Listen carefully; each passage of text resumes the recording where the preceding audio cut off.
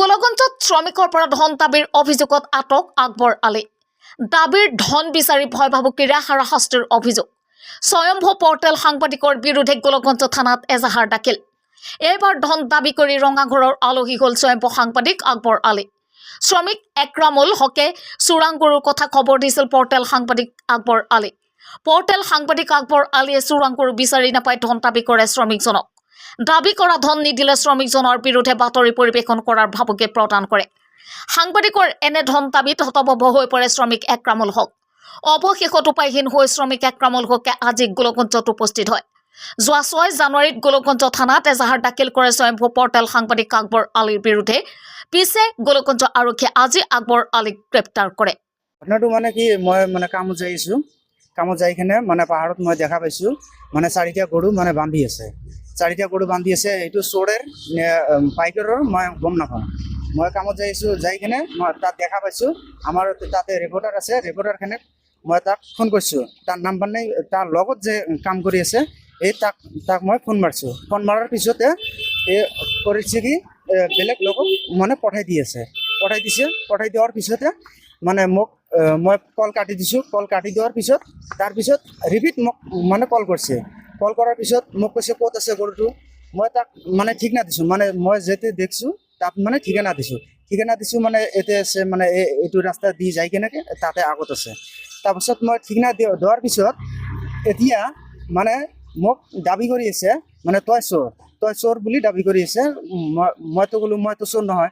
মই যদি চোৰ হ'লো হয় তেনেহ'লে মই আপোনাক কি মই ফোন কৰিম, এইটো কথা। কিন্তু আৰু এটা কথা কৈছে, মানে বোলে মই মইতো গম নাপাওঁ মেডিয়া কোনটো কাক কৈছে, মানে মেডিঅ' বুলি কৈছে। মেডিঅ' গৈছে থানাৰ মানে কোনে বা মানে ষ্টাফ গৈছে, যাই কিনে তাত বিচাৰাৰ পিছত তাৰপিছতে মানে মোক ৰিপিট কল কৰিছে কয় বোলে মইতো পোৱা নাই, এতিয়া তই লৈছা, এনেকুৱা কৰি কৈছে। কয় তই লৈছা, মইতো ক'লোঁ মই লোৱা নাই।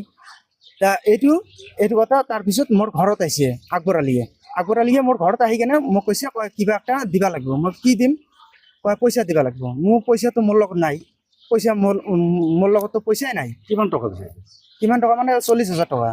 ত মই কৈছোঁ বোলে মই 40,000 টকা মই দিন হাজিৰা কৰি খাওঁ, মই 40,000 টকা ক'ত পাম? তাৰপিছতে মানে মোক কৈছে 40,000 টকা দিবা নাপালেও মানে 20,000 টকা দিবা লাগিব। তা মই কৈছোঁ বোলে 20,000 টকা মই ক'ত পাম? মই একমাহ মানে কাম কৰি কেনে পাম মই 12,000-13,000 টকা মান। 20,000 টকা মই ক'ৰ পৰা দিম? তাৰপিছত কৈছে 15,000 টকাৰ নিচত নহ'ব। তাৰপিছত মোৰ কল ৰেকৰ্ডিং আছে, মানে কল ৰেকৰ্ডিঙত মানে মোক মাতি আছে। এতিয়া মানে বেলেগ জেগাত মানে মোক মাতি আছে। মাতি থকাৰ পিছত মইতো নাযাওঁ, মানে কোনে মাতিছে?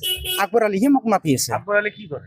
আকবৰ আলী মানে ৰিপৰ্টাৰ কৰি আছে, মানে তাক মই দেখা পাইছোঁ মানে ৰিপৰ্টাৰ বুলি, মানে ৰিপৰ্টাৰে কাম কৰি আছে। মানে মই এইটোহে কথা মোৰ। আৰু কোন আছে? আকবৰ না আকবৰ আছে মোৰ লগত, মানে মিৰাজ আলী আকবৰৰ লগত আছে। মিৰাজ আলীয়ে মোক মানে কল কৰিছে, আকবৰৰ নাম্বাৰ মোৰ লগত নাই। ৰিপৰ্টাৰ কেইজন আছে? ৰিপৰ্টাৰ কেইজন বা লৈ গৈছে মই নাজানো, কিন্তু মই কল কৰিছোঁ। আকবৰ আপোনাৰ লগত কথা পাতিছে নেকি? হয়, মোৰ লগত কথা পাতিছে। কি কয়? পইচা বিচাৰিছে কিমান টকা? 40,000 টকা। আজি আপুনি থানাত কি হৈছে? মই এজাহাৰ দাখিল কৰিলোঁ। কাৰ বিৰুদ্ধে? আকবৰ আলীৰ বিৰুদ্ধে। গোলগঞ্জৰ পৰা তপন ৰায় ৰিপৰ্ট, TTN সত্য সংবাদ।